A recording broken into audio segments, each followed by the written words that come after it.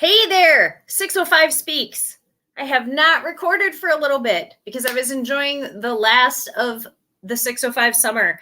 It's got to be officially over today because I got snowflakes on me today. So there's that. I am super excited to be sitting in front of my new favorite t-shirt by Inspired Attire, Forever South Dakota. I have lived my whole life in South Dakota.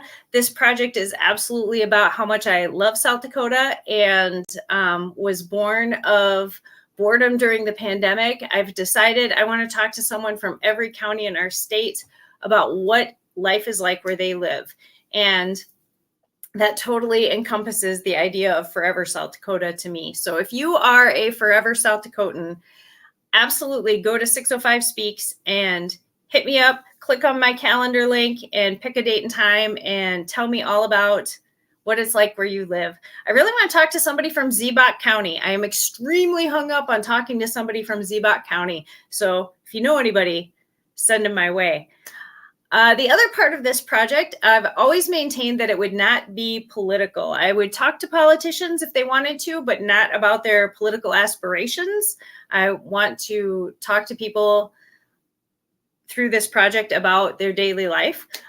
Today is going to be a combination of both because the person I'm going to talk to is not a politician, but politics is part of their daily life. So we are going to have some political discussion towards the end, but it's not going to be it's not going to be the stuff we're all so sick of at the end of a year of prepping for midterm elections. So we are recording this today on November 11th, 2022. So it is Veterans Day. I hope all the veterans got out and got their discounts and free stuff. And I hope every business that sucked them in with that realizes you should be celebrating our veterans every day. You don't have to support a war, but you have to support the people that are willing to go to war to protect you.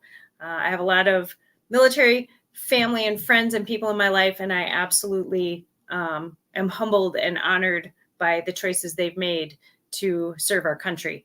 And we should definitely put a bigger effort into serving them right back. So again, I'm a Forever South Dakotan, born and raised. Minnehaha County, Sioux Falls is my home. The person I'm going to talk to today is not live their whole life here, but they have decided to make this their home. And so I'm excited to bring on my screen today Tiffany. Hello, Tiffany. Hello. Thank you for having me. Yes. Now we met earlier this year, and the minute I met you, I thought, I want to talk to that lady. I want to get her on screen and see what she'll say to me. All right, let's do this. Yes. So you are not a lifelong South Dakotan. No. Where did you start your life out?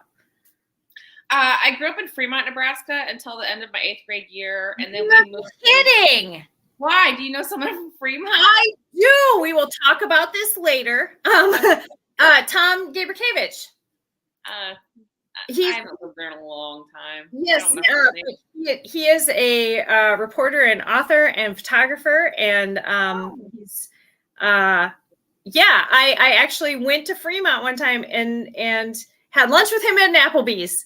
Oh, which is probably one of the classier joints in Fremont. Yeah, that was because that's his hometown, and so we were there.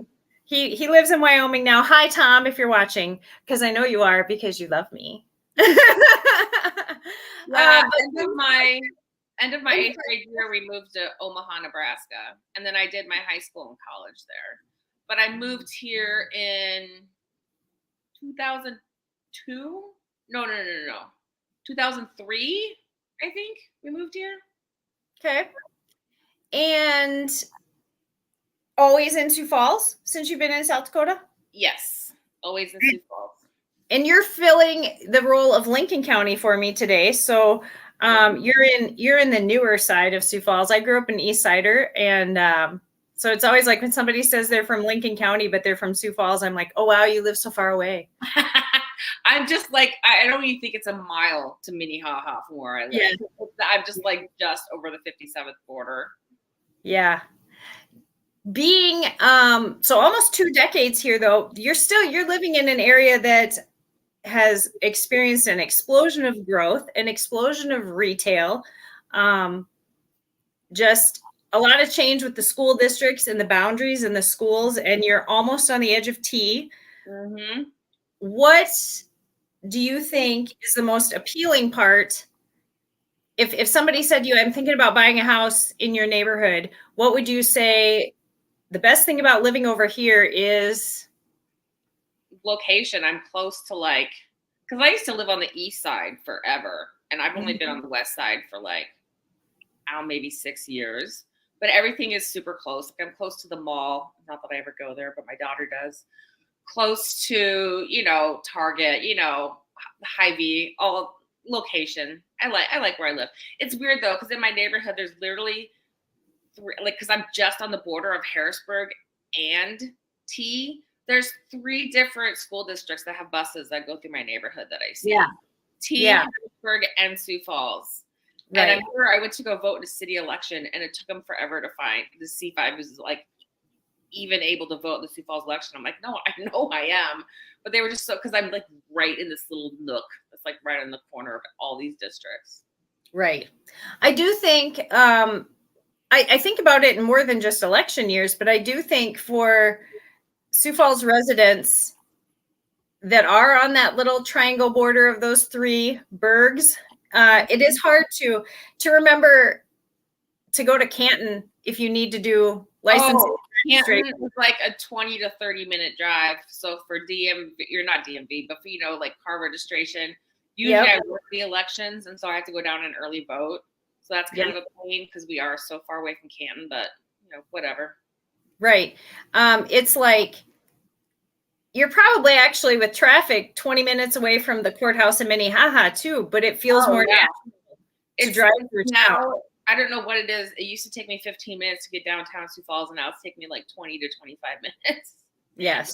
I think it's increased. I've seen a lot of increased traffic in Sioux Falls, and then I also think it's construction as well, Right. But Sioux Falls is kind of like where Omaha was when I moved. Like they'd seen a big boom in newcomers, not just to the state, but people moving from smaller cities to the big city. And traffic was it was just, can I swear? Oh, yeah. It was a shit show. I mean, getting anywhere in Omaha was just a shit show. I mean, and of course now they've improved roads and made bypasses and overpasses and stuff, so it's not as bad.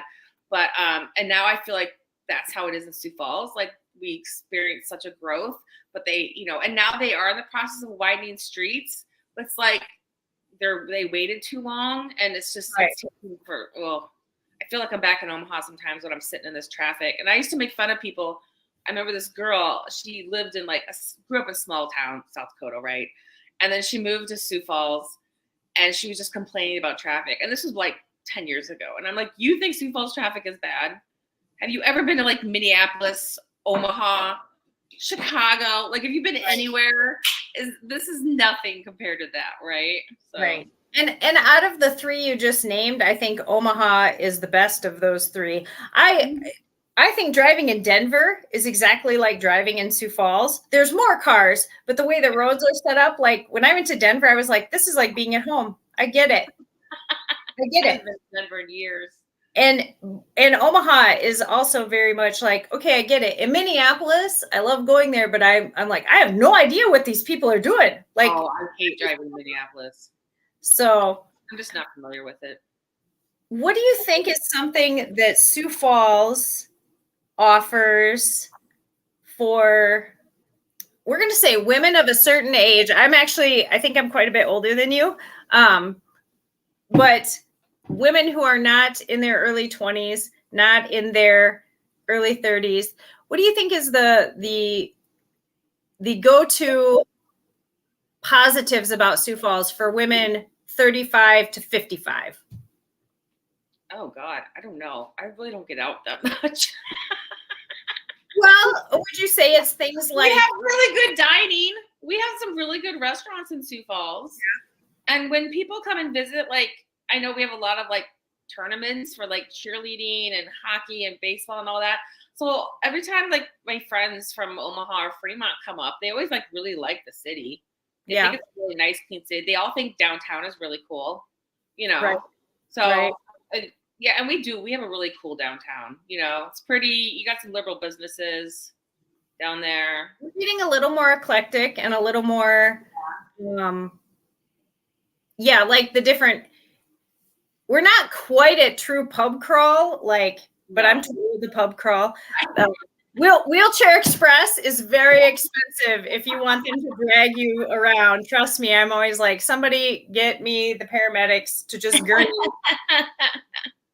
But I do feel like one of the things you mentioned at first, as far as retail amenities, we have all the shopping and things like that, and easy to get to and whatnot.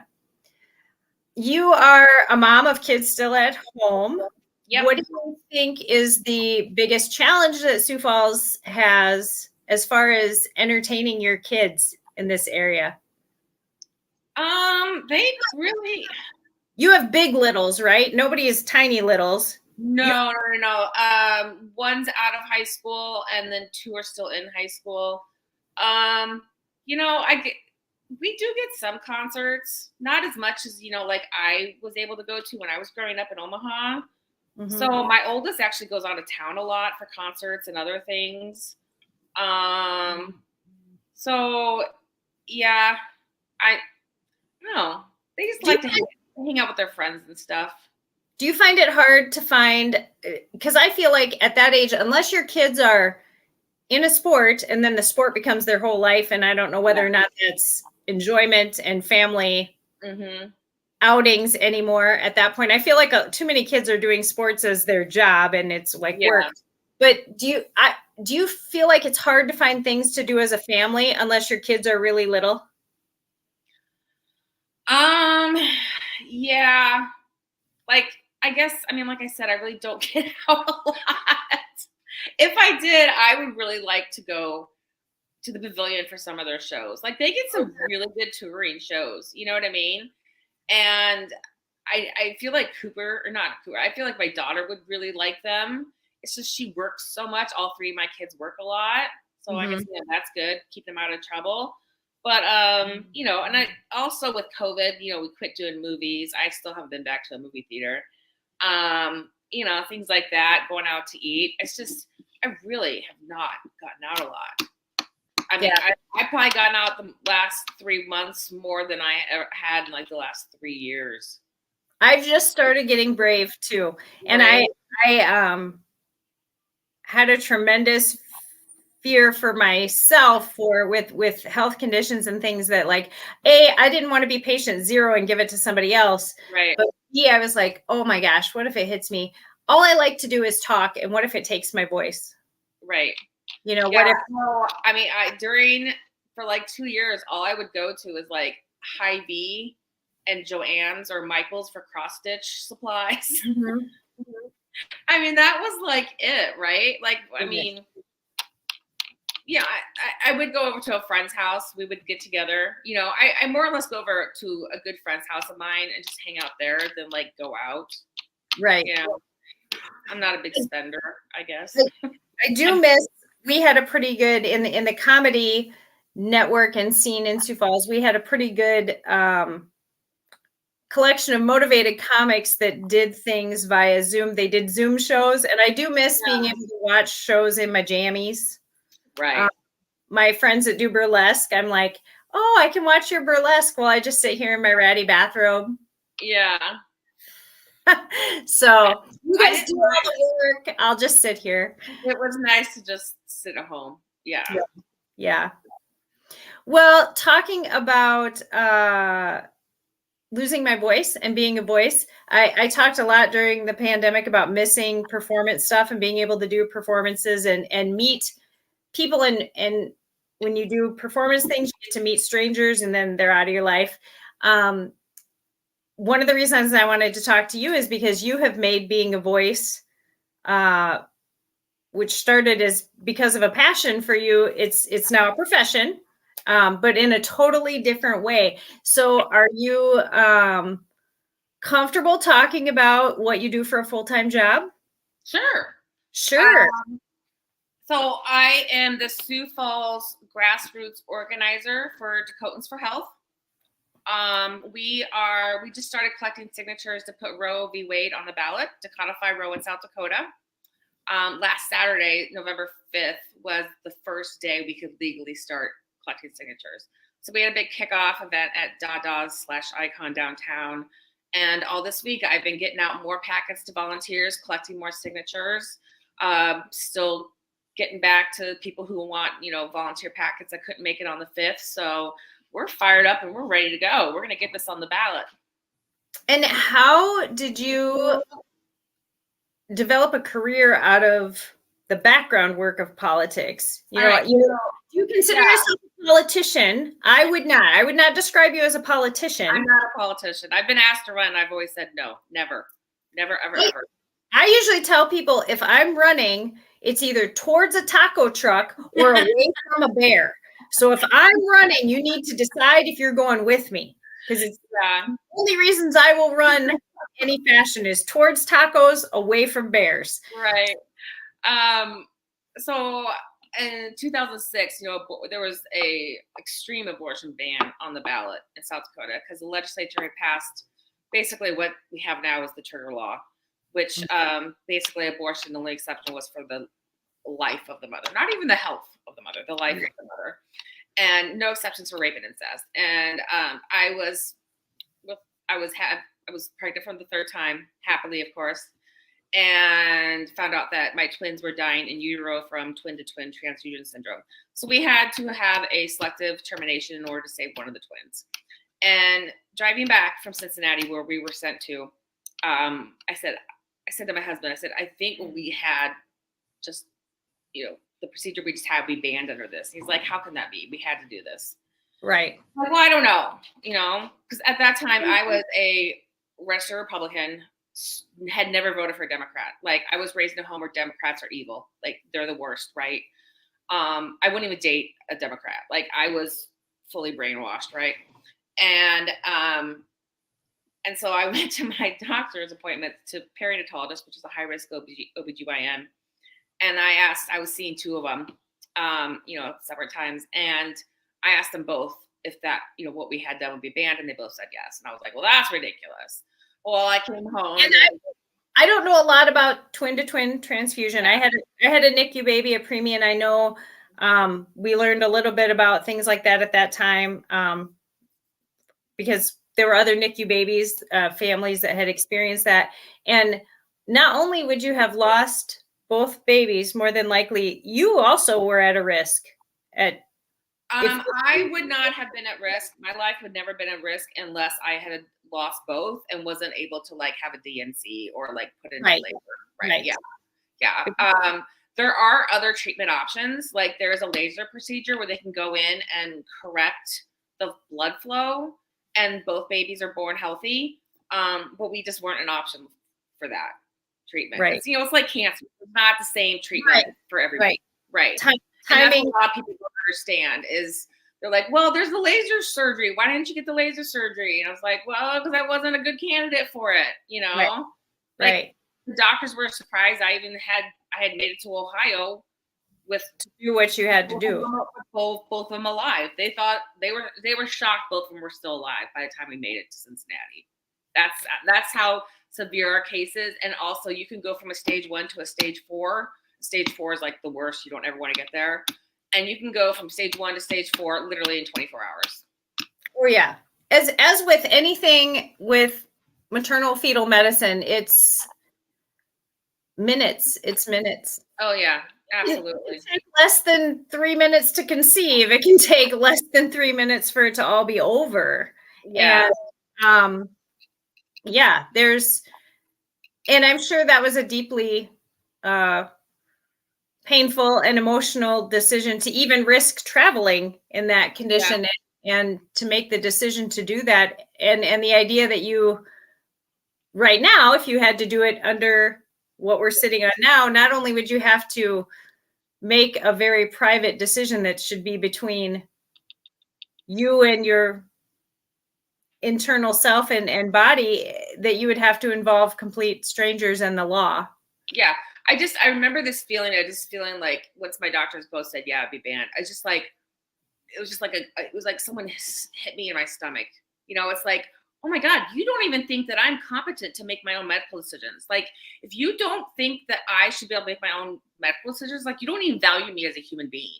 Right. That's how I felt. You feel so sick. You're just like, how can I say I live in the greatest country in the world and I can't even make my own medical decisions? You know, like, it's browbeating our heads starting in kindergarten, when we recite the Pledge of Allegiance, you know, we're the land of the home and, you know, the land of the free and the brave, or whatever.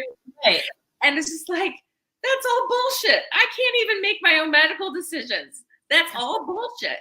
And I think about, and maybe I focus more on it as a woman with how we teach women and girls to always be on alert. And we tell people, wherever your swimsuit touches, those parts of your body are your own, and those parts of your body are your decisions, and you control who can access them. And that's important. And if someone tries to deal with those areas without your permission, they are bad. So, and then to say, except for if it's something the Republicans want to do to you. Exactly. Or not even just the Republicans. I have Republicans I love that also think a lot like me, but we're worried to say, except for if it's the government wants to touch you in your private areas and control your private areas. But we spend all of our time teaching our kids autonomy is your right and your safety, and right, until we say no, and right. only some of us get to tell you what the yes and no is. Right. And here's what really is frustrating.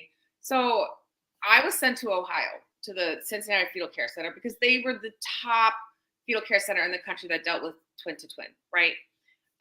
Well, when I was, so it was years after I had a healthy baby. He was probably like 6 or 7 at the time, and I was still working in politics, and I was catching up with my one of my old perinatologists. And he's like, did you know that the Cincinnati Fetal Care Center can no longer do, it's called a radio frequency ablation, but it's, you know, selective termination. I was like, you're kidding me. Why? He goes, because the laws changed. He goes, they can't do it anymore. I'm like, are you kidding? He goes, yeah, and all of your doctors left.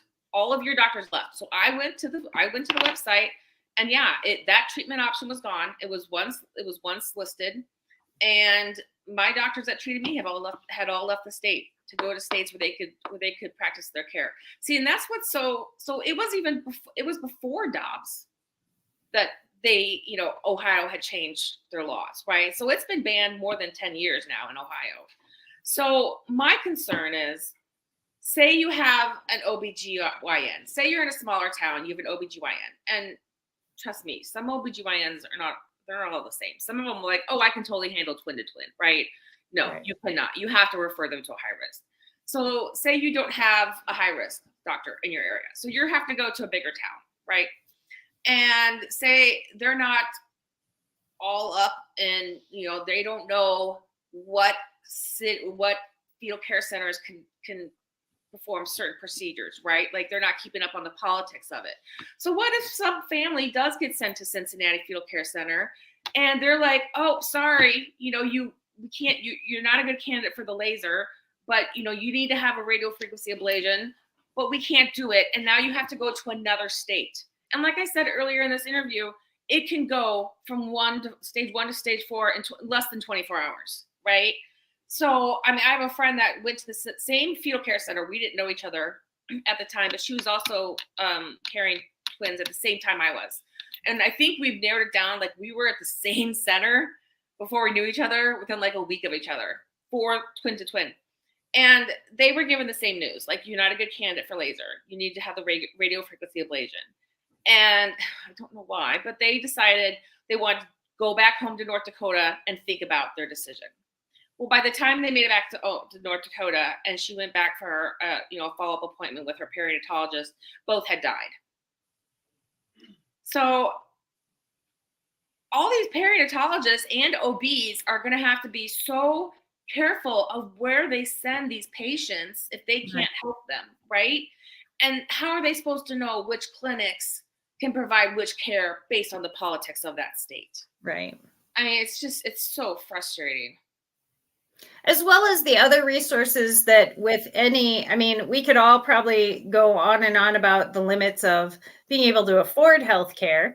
Afford the travel is not covered if you have to travel. Your We were stay gone is for 10 days. right. Your recovery, if you have to stay where you are to recover and things like that, those are all. And then the idea of that, no matter what happens, you're probably going to need a support system emotionally afterwards, and whether that's family that you don't want to, no woman wants to go through this alone. I understand women have been having babies on the plains, plateaus, and prairies for years by themselves, and we can do what we got to do because that's why we are the stronger sex. But we've also learned that part of being the stronger sex is that we surround ourselves with our team. We bring in the people we need to support us so that we don't have to do it that way. And that is part of it too. If you have to leave your home where your family is for care, part of your team doesn't, not everybody's on it. We were completely alone. So, we drove because, I was doing in-home daycare at the time. So we drove down to Omaha.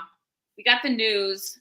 And I think it was 2 days later, we were heading down to Omaha to drop our 2 kids off with my parents in Omaha and then head to Cincinnati. I know we stopped and stayed one night in a hotel and then drove the rest of the way to Cincinnati. We did 3 full days of testing. I'm talking 3 full days. Like, I remember being in that MRI machine for hours, right? And then we met with the physicians. And then we had the procedure the very next day. Like, a mere hours later. We met really late at night. And at any time during that, was there even a moment where you would have or could have stopped to think about any law in the universe? Like, that's luckily, not. Luckily, it was still legal then, so I didn't have to, But I can't imagine going, oh no, we can't help you. You have to go to this clinic, which could be in Colorado, another 4 days of driving or whatever, right? So 3 days of testing, got the news, had the procedure the very next morning. They changed around their schedules for us. And then my water broke that night.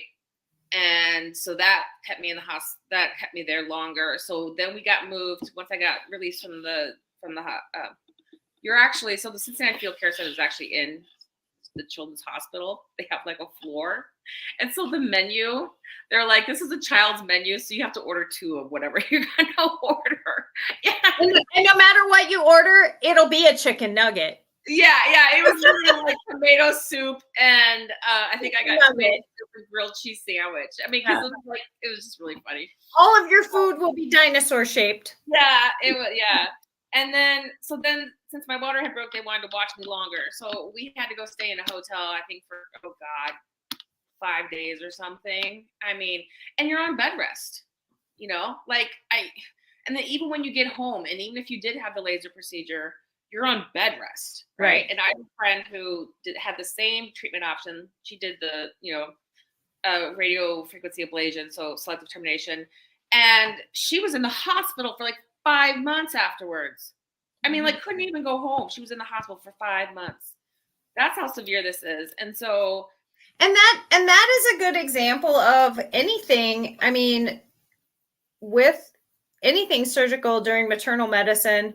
And fetal medicine is none of it is simple. It's not, I mean, I got my gallbladder out and it was like, this is the oil change of surgeries. I went in the morning, they pulled the 9-centimeter stone out through my, below my rib cage and sent me home with staples in me like it was nothing. But when it's anywhere below that, like there's a lot of fine tissue. You got to think about what if so say you're in bed rest and you're like in the hospital, right? Say you have other kids at home and you're a single mom. How are you supposed to deal with that? You don't have health insurance, right? You don't get paid time off from work, right? Like you work 2 part-time jobs. Like how, I mean, literally, like the whole healthcare system in this country just needs to be overhauled. It's just, exactly. I actually worked with women who, one woman, she was referred to me from a friend who runs an abortion fund. And she said, this woman's, twin, they have twin-to-twin transfusion syndrome as well. And so I was, we just did email, but she was like, yeah, I said, there is help. There are a couple foundations that can help financially. She's like, I can't. I'm already a single mom. I just want to terminate. She's like, I can't take time off of work. I can't do, I can't be on bed rest. I can't, I don't do this. There's the reality of knowing you would be starting a new, whatever happens next, your next phase of your life. And if there's a baby, you're starting them at a deficit. Yeah.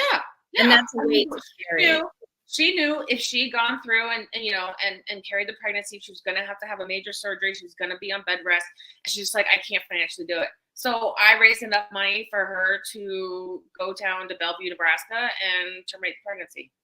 Mm-hmm. And if that's what she wanted, I told her there was resources, but that's what she wanted, mm-hmm. And who am I to make that decision for someone else, And so all these experiences led up to you, doing what you do now and being a voice and obviously sharing your story and telling your story, which is in its own way an incredible bravery. I hate that our world has become to prove our point, we have to share our trauma. Yeah, no one should have to do it. And I'm in a group of women who've all terminated a very wanted pregnancy. Mm-hmm. And they're all for like very heartbreaking reasons. They're all fatal fetal anomalies. Mm-hmm. And some of them have even testified in Congress in DC. Right. And most of us have testified not only in our own state legislatures, but other state legislatures. I've testified in 3 states. But we're all very vocal. We've all shared our story. One girl was on the Samantha Bee show, MSNBC, and it's just the same. Every time a new bill passes, we're like, we shouldn't have to freaking do this again. Changes minds, and so we put ourselves back out there. Like this happened 16 years ago. I have a healthy 15-year-old at home. Do you really think I want to be out sharing this story over and over? I really don't. But if that was minds and win this election, then that's what I'm going to do. Right, because you have to share the trauma of the decision and the timing and the fear and the pain and the right, rather than the joy of raising a healthy child. You have to. I was a lobbyist and peer for a couple sessions for a liberal organization, and I'll never forget this legislator, very conservative, very anti-choice, said, I'm so sorry you have to keep telling your story. I know it affects you every time you tell it. Because I just got done testifying against an anti-abortion or, forced birther law. And I just wanted to go, they quit bringing these freaking bills. Right. Quit bringing them. Right. We shouldn't, women in general, whether it's laws, we talk about you have to relive your rape over and over again, rather than rapists being, we tell women don't get raped and live through it over and over again, but we forget to tell men to not be rapists. Exactly. Exactly. Yeah. So, but let's talk about what is your official job duties with Dakotans for Health? I know one of them right now is getting people to sign petitions. Yes. Well, I it's kind of twofold. So, I am in charge of all of the Sioux Falls volunteer circulators. So these are people who are circulating our petitions, right? So if they have questions, I'm there for them. When they have all their signatures, they have the completed sheets, then I meet with them and I'm a notary, so I'll notarize their petitions. I'll come home and I'll double check in either Vote Builder or the Secretary of State's website that these are registered South Dakota voters. So that's where we're at right now. I'm sure it's gonna evolve as we go on. We're only not even a week, 6 days into this. But yeah, I'm in charge of all the Sioux Falls volunteers, and then Pam Cole is covering the rest of the state. And I know a lot of people have been contacting me on social media, like, when are you coming to Rapid City, West River? Because there's no way for someone to sign a petition online, right? If I live in person, you have to be a person, you have to be a registered South Dakota voter. Yes. So if I live in Harding County, yeah, all by myself on the plains. So Pam is starting, and we're going to have grow leaders. It's grassroots grow organizers. So these are volunteers that say we have someone in Watertown, and they're going to get their Watertown volunteers together, right? And they're going to kind of be like me, but on a volunteer basis for Watertown. Okay. So they'll know everyone that's circulating petitions in Watertown, and then they'll collect all the signatures and then, and then connect with the campaign, and we'll go get their signatures. So what are the rules about people that are, I walked outside of the State Theater the other day and a lady is standing there with a clipboard. Are you a registered voter? Would you like to sign my petition? Like, can you stand anywhere you want? Could you go stand at a church? Can you stand on private property? You can stand out like public areas, right? So DMV, libraries, courthouses, that's usually where we put our paid circulators, okay? Because they get a lot of volume there, right? Right. We're not asking our volunteers to go unless they really want to, which we're not telling you can't, but we're not expecting them to like go stand outside the Canton courthouse for 4 hours, right? But you can't be inside the buildings, but you can be outside the buildings for all like federal and state buildings. So libraries are good as well. Now a private business, they can ask you to leave, right? Okay. So I wouldn't go in a Starbucks and be like, hey everyone, sign my petition, right?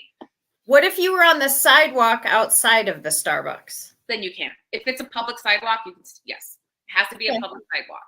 What are there rules about what if you wanted to stand across the street from a high school? If it's a public sidewalk, you can. So it's not like there's no like zones of community that are protected from politics. Other than private businesses. Totally on it, but I mean, it just as long as it's not a private business and it's a public area, you can. I remember one year, a long time ago, I was collecting signatures when they didn't want to build that Walmart on 85th in Minnesota. Mm-hmm. There was a petition drive, and the organizer, it was just me and the organizer, and he knew that this little portion of sidewalk outside of the Canary Stadium was public area, right? He knew this for sure. Well, the people came out and they were like, no, you have to leave. This is Canaries. This is private. And he's like, no. I know for a fact that this is public. Well, they call the cops, and I'm just like, oh my God, this is not worth it. Like, I just want to go home, right?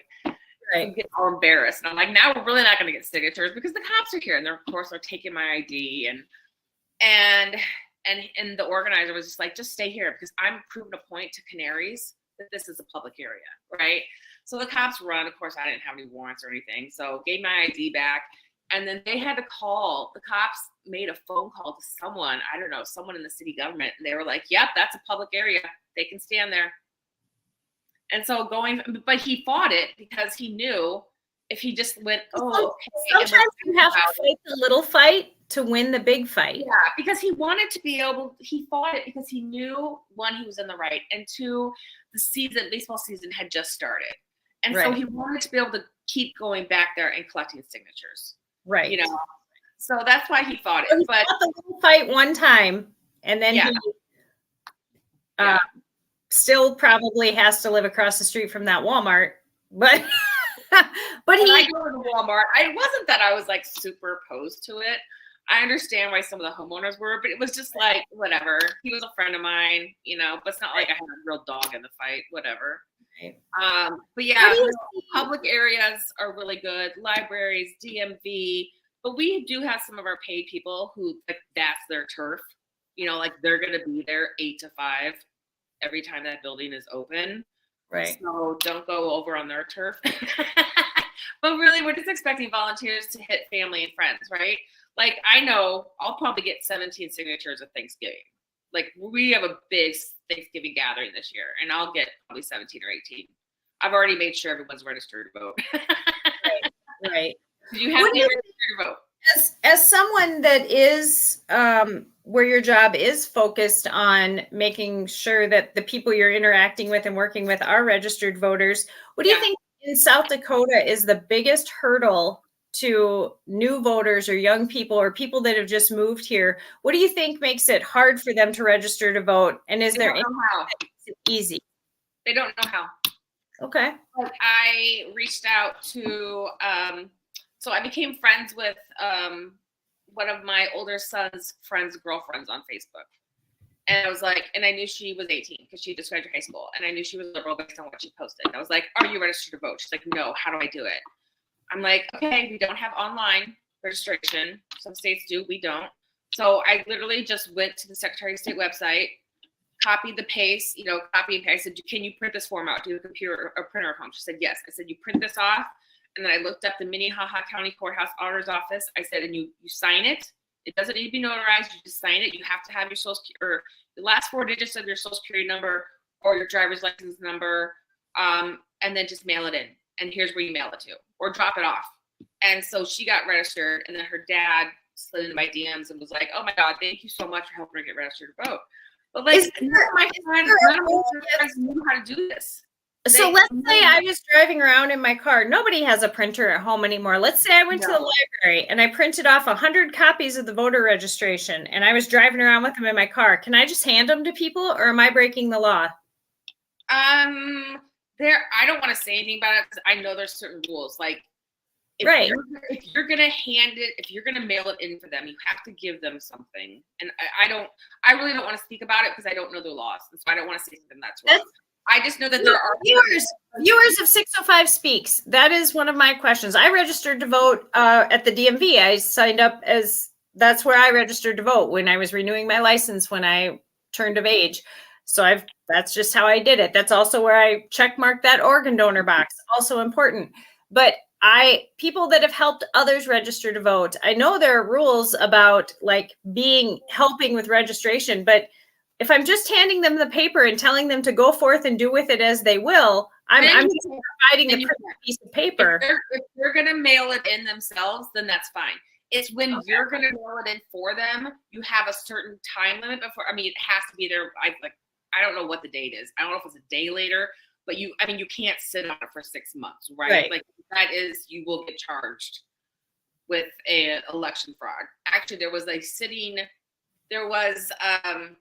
a Republican state legislator who got busted when Thune was running against Daschle. He was working for Thune, and he got busted because he had signed people, registered them to vote, and they just never mailed them in. And he got busted for it and charged. And so then they just sent him out of state to work on a different campaign because the name was kind of going through the mud. So then he came back, and then he was a city legislator for years. He was a legislator. I'm like, the guy committed election fraud, and now we're voting into office. Right.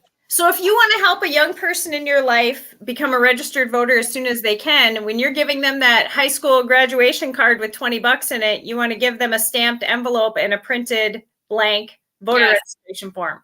You don't even need it notarized like some states. You just get the form off the Secretary of State website, download it, print it, hand them out.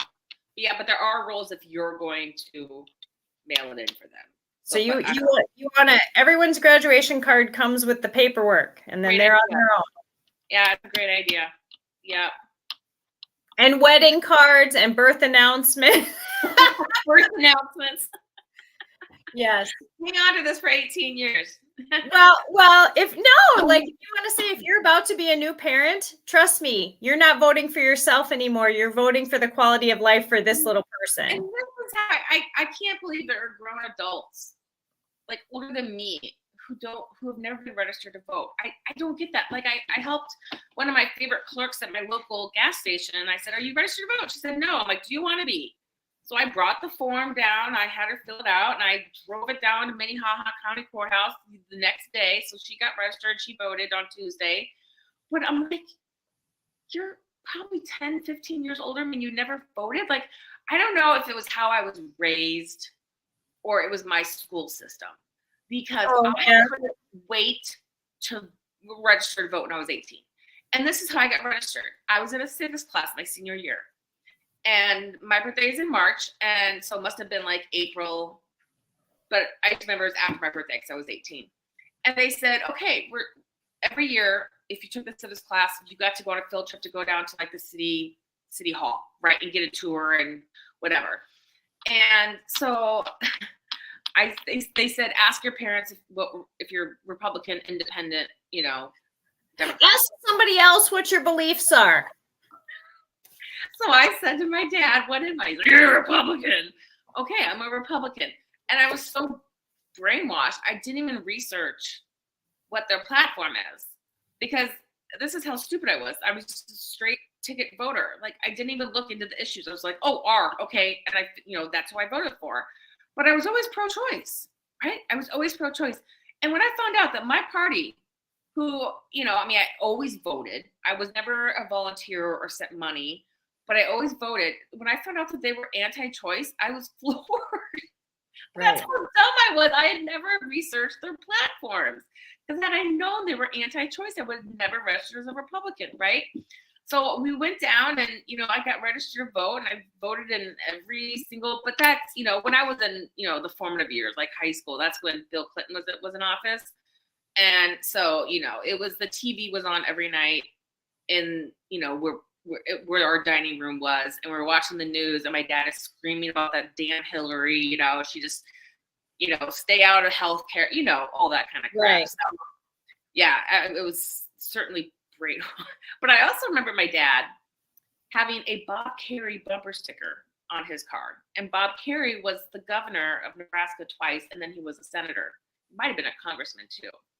But yeah, so it's not like my dad, now he's really far right. Like, now he's like on the Trump train. Like, he's just complete, out there, conspiracy theories and crap. And yet you're hoping to get petitions signed at Thanksgiving. Oh no, I don't go down to Omaha. I stay in Sioux Falls with my boyfriend's family. I go to a different Thanksgiving. Yeah, no, I don't go down to Omaha. They're basically all Trumpers at this point, and I just can't. I'll talk to them, but I just can't sit and pretend like they didn't just vote against my interests and my daughter's interests and their daughter's interests and their wives' interests. Right. I can't do it. Right. Yeah, definitely get that. What do you recommend if a lot of times I ask people, what do you recommend if a young person wants to do what you do? But I think that's kind of, in this case, it's almost more intriguing to ask,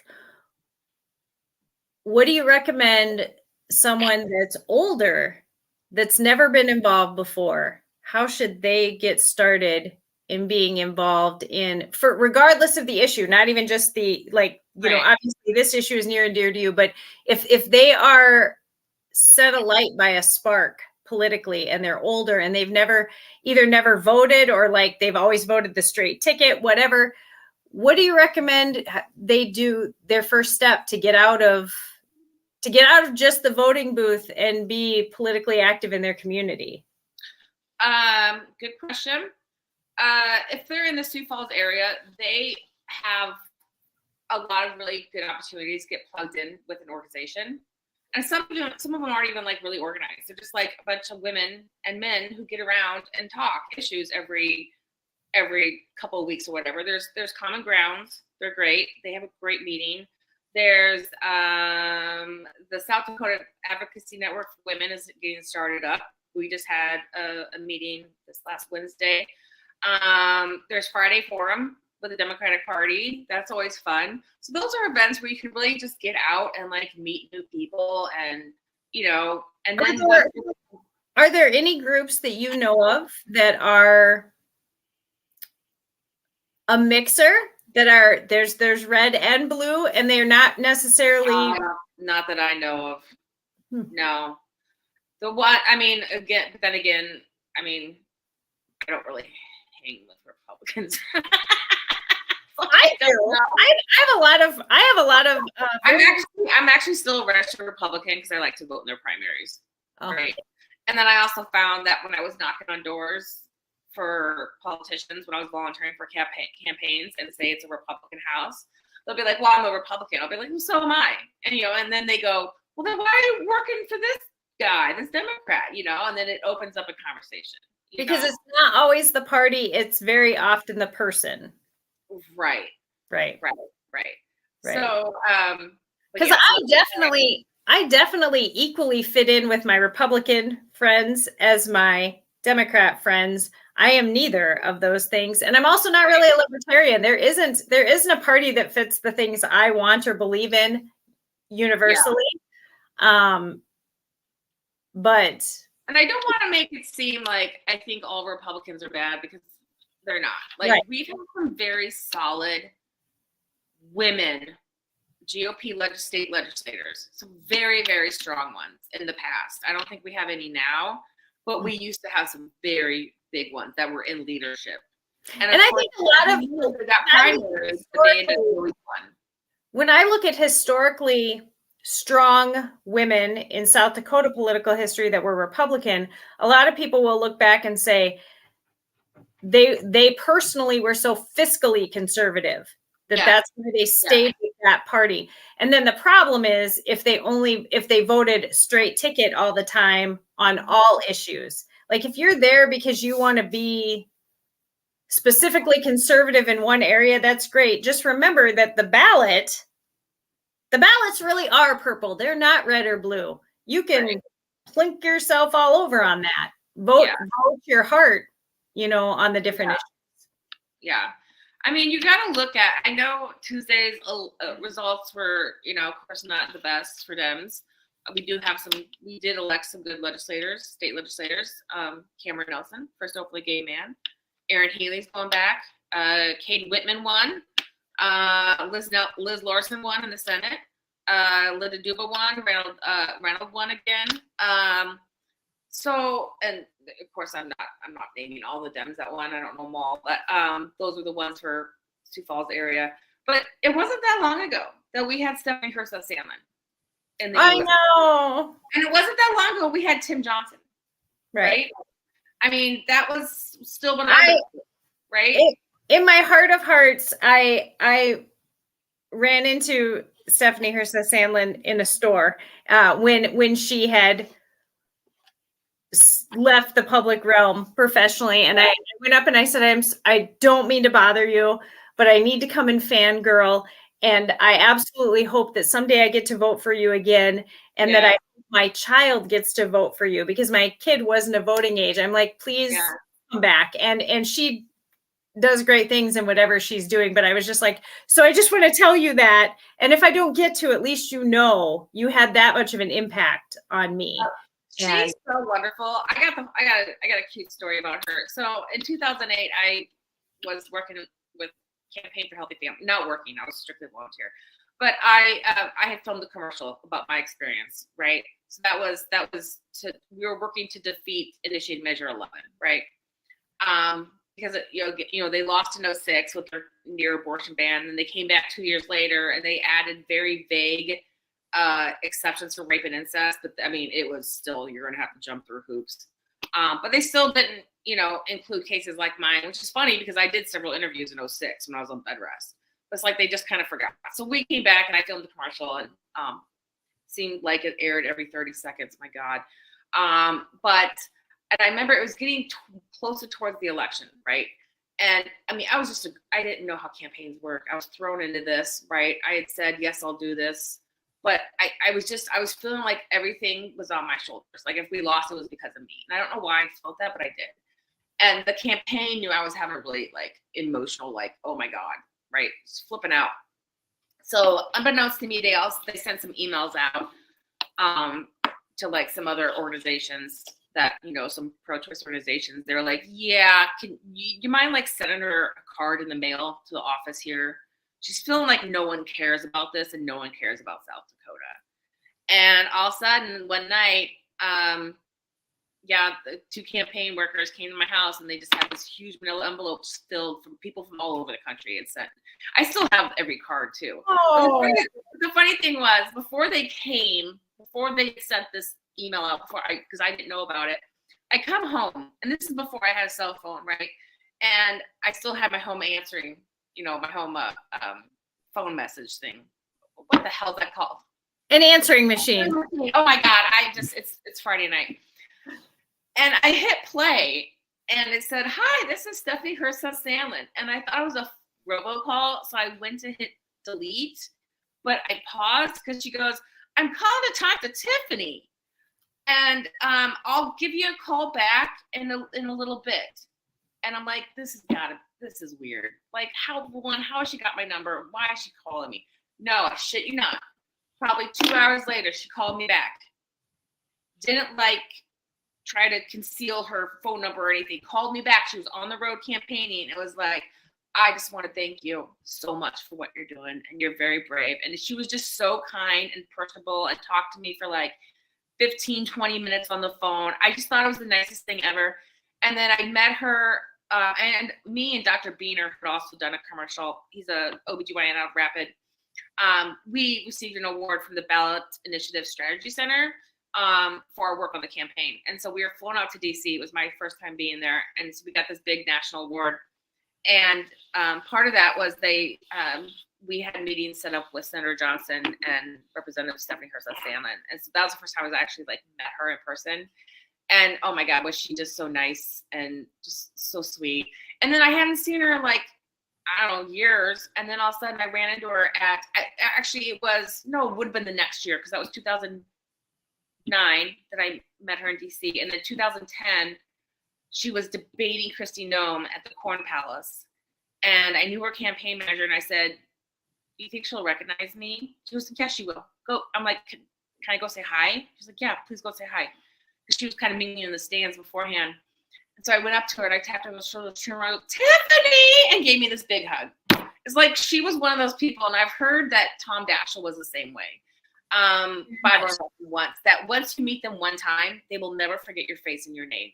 And they're always going to look you in the eyes, and you know they're connected with you, you know? Right.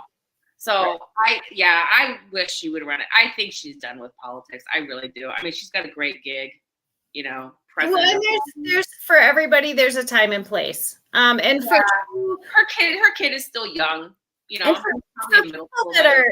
For people that are truly in the game for the betterment of their state or the betterment of their neighbors, they do not intend to be a lifelong politician, because they know that the betterment of your state is change and progress and fresh faces. And they know that Well, Grassley doesn't think that way.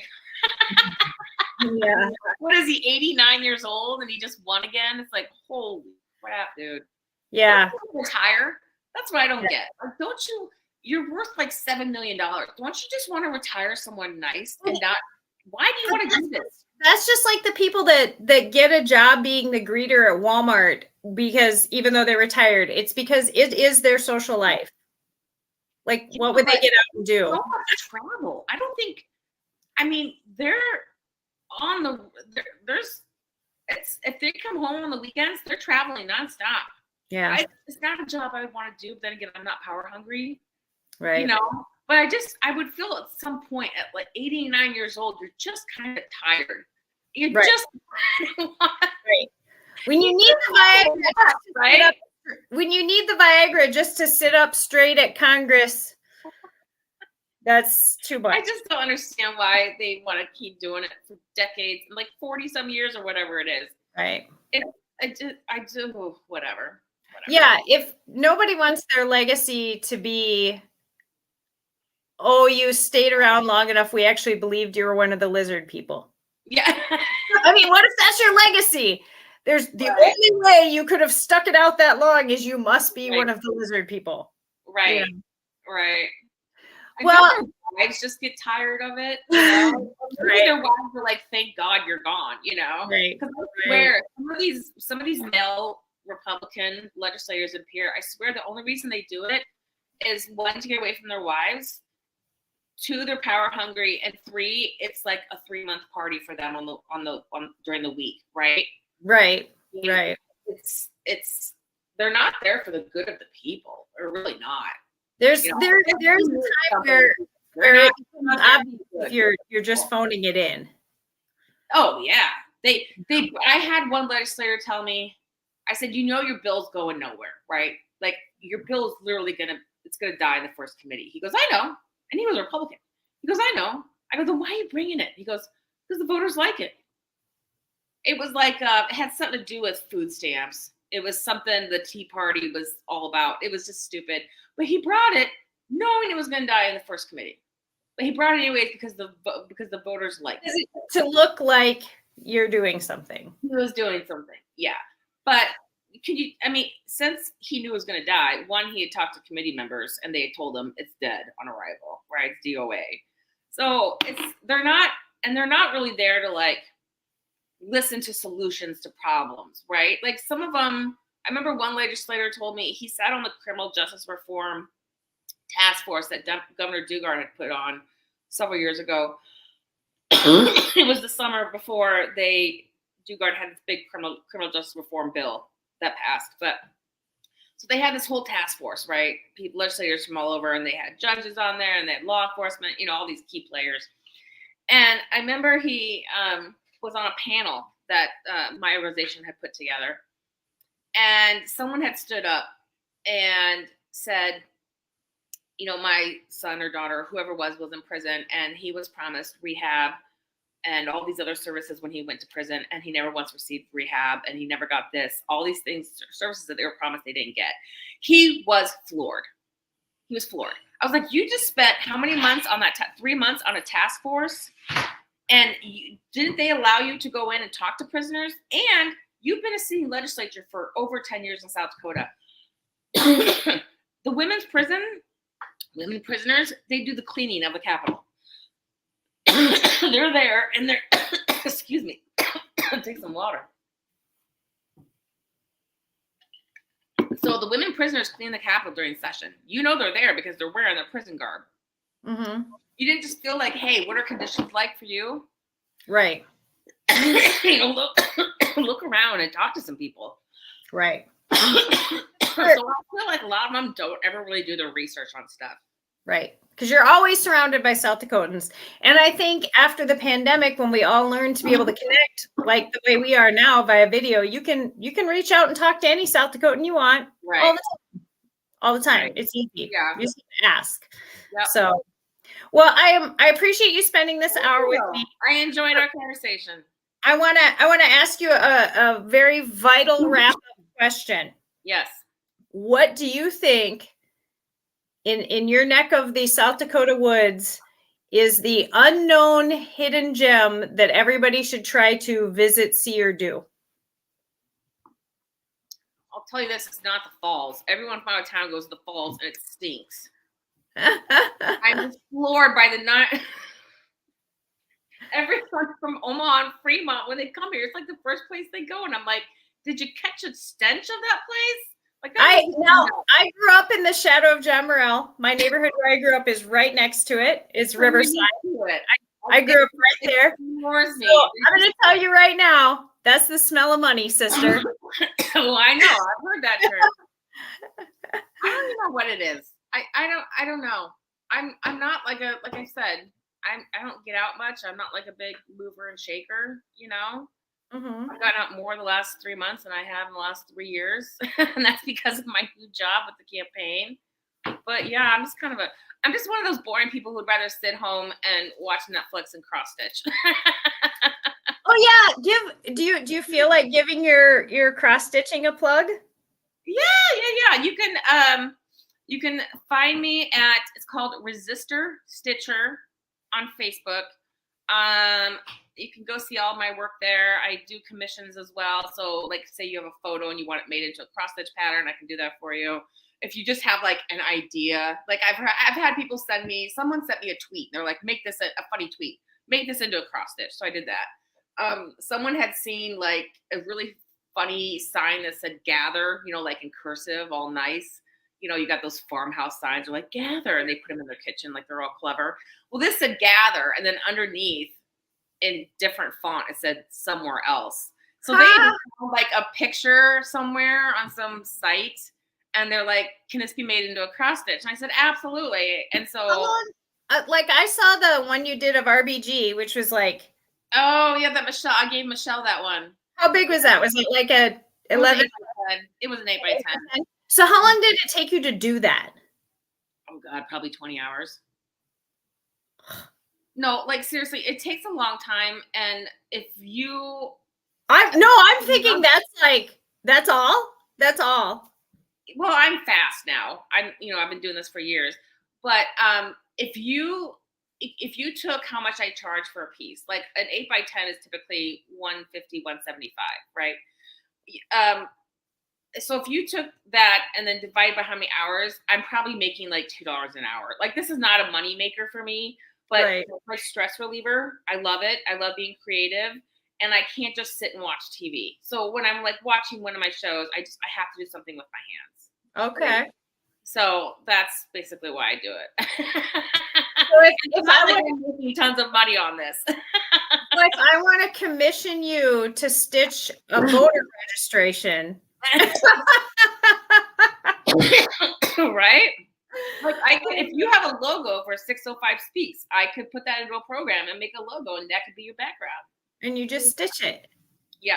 That's amazing. And I can put it in a hoop, or I can put it in a frame. My only talent is eating tacos and putting on lip gloss. I cannot create. You come up with an idea, and I'll design something for you. There we go. Well, I thank you so much, Tiffany. I want you to have a good night. I'm gonna say goodbye. Say goodbye to my audience here. 605speak.com. Thank you all so much for watching. Totally informative, makes me want to Google a lot of things.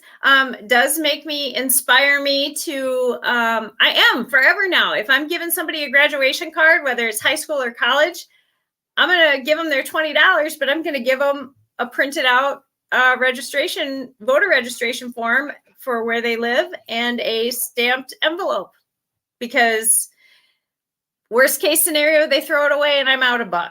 But best case scenario, they become an informed voter. So that's my new goal. And also my new goal is to learn more about why we all vote the way we vote and live the way we live. South Dakota, we are so much all more the same. We're not just Republican. We're not just Democrat. We're not just urban. We're not rural. We have so much more in common. And when we talk one-on-one, we have so much empathy for each other.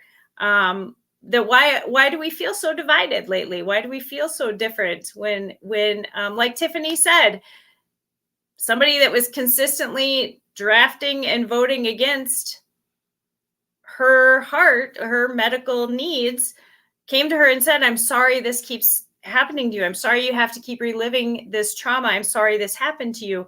But yet they continue to make it happen to her. Why do we do those things? And also to find out more hidden gems of South Dakota. Again, the goal of this project is I want to be a tourist in my own state. I want to talk to makers, bakers, crafters, mechanics, hairdressers, small town, big town, every area code.